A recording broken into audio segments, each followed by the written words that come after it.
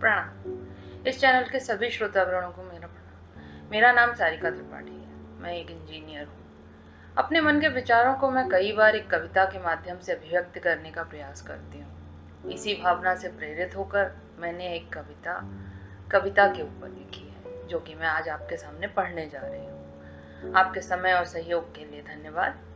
कविता का शीर्षक है कविता की पहचान।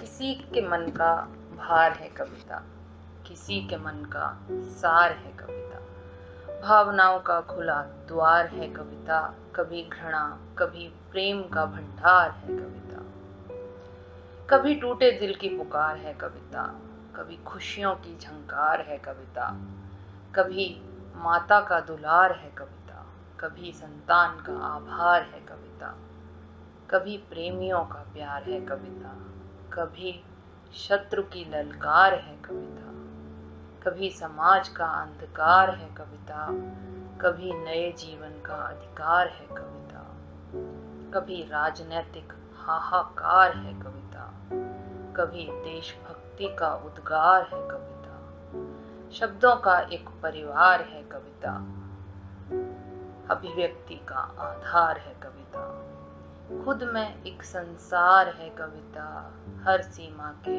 पार है कविता, कड़वी बात भी मन भाए, ऐसे स्वाद कविता से आए, संकोच रहे जो कहने में, वह कविता आसानी से कह जाए, पहचान नहीं कुछ कविता की, पर जान सभी की रहती है, कह पाते नहीं धुरंधर जो, वो कविता ही कहती है। धन्यवाद।